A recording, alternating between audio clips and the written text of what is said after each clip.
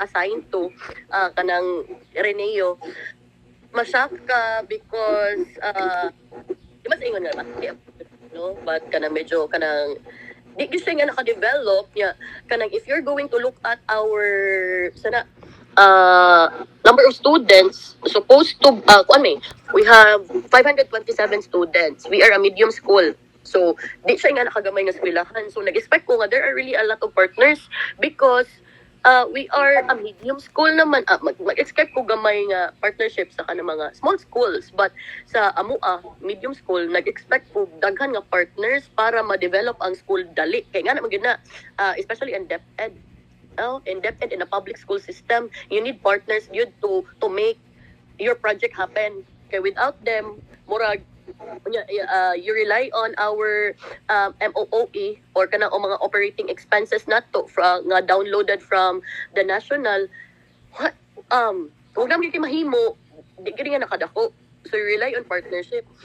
So, pag-abot ako diha nga school, wala as in kanang ultimo ang kapitan dili mo ari sa ato Yeah, kanang if kung familiar mo sa among sa name sa among school, it's Ateneo V. Diamante National High School.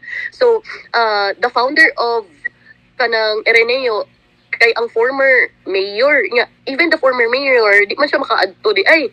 So din ko nga dili siya mahimo because we need our partners to be with us to know what are the things nga problema sa eskwelahan and what are the things that he could provide for us. So naitabuan na kay first move na ko for partnership really was during our municipal meet. Yung ko nga the key to a successful school and successful partnership is we have to make ourselves visible. They have to know us, the community has to know us, the partners has to know us that we exist and we have these problems so they can go in, they can come in, they can provide what they can for us. So, moto nga municipal meet among una, ang gibuhat na mo ato is kanang mo gini siya teachers, how you have to remember kay abot mo sa DepEd bisag kuan as a school leader, as part of DepEd kay there's a policy nga no collection policy man jud na di man ka pwede nga kana may magpaabot ko og 200. It's not that. Unya, usually man good nga kailangan nato sa atong school is financial jud nga kanang nga part kay kanang ang procurement nato is ali naman lang na kay mas kita may kibaw. So financial part yun ta. So kato sa municipal meet is wala may kapakaon sa bata, wala may ikapainom sa mga bata for 5 days straight. So 5 days ato? Yeah, 5 days straight. Unya, kailangan pa may mag day zero. So kung ang day zero is considered naman na as kanang kung sa kaon pa 1 day first day of eating. So 6 days straight wala may kapakaon sa bata kay wala man may kanang pundo.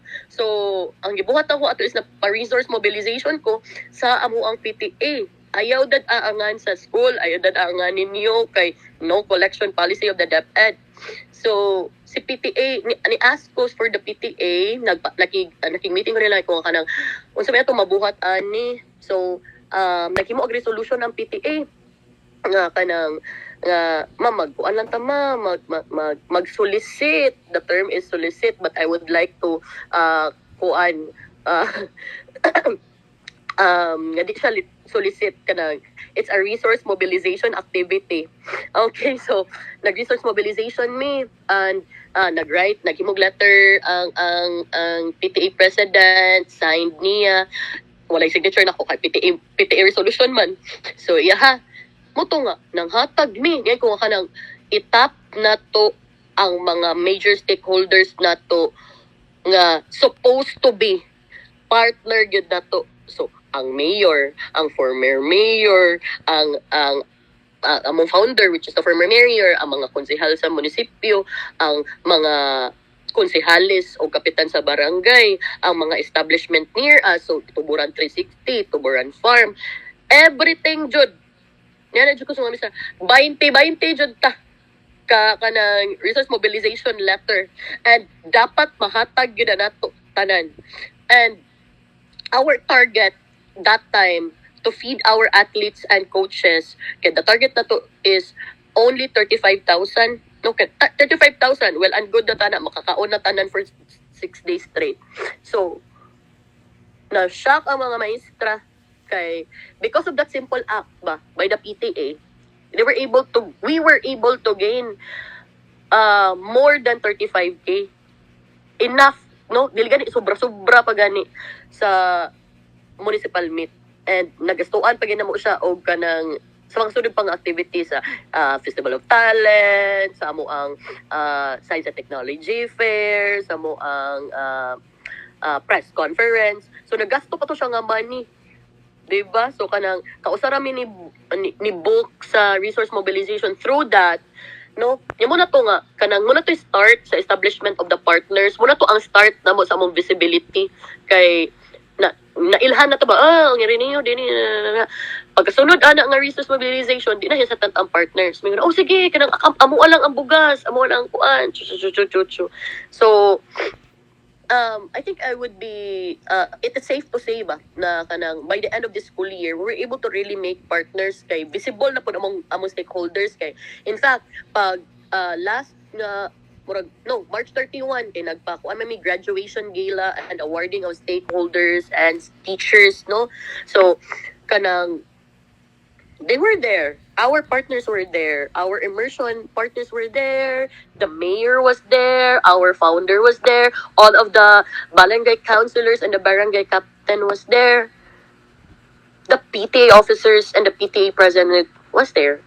So murag ana ingana ra siya. Ang dami kong nasabi. Thank you so much, ma'am, for your insightful response. And I would like to respectfully hand over the next question to our groupmate, Josephine.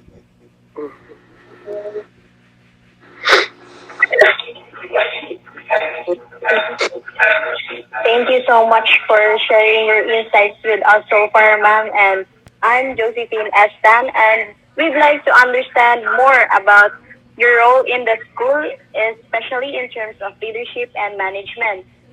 So with that po, kay, the first question is, sa imong 8 months experience as Principal 1 po, how do you usually balance your role as a school manager and at the same time as an instructional leader po? Sige. So to, as an instructional leader and as a School manager po. Okay. O kana. Ano ni siya? If you're going to look at our role sa civil service ba, 90% of our role as school principal is actually towards no kanang instructional leadership towards providing technical assistance to our teachers, technical assistance in terms of academic, kanang classroom observation roles. Mo gyud na that's 90% of our job and 10% is the management. But if you're going to look at the reality ba kung natay reality lens kay kanang ang hitabo is the other way around. We focus on the management and not so with instruction leadership. But I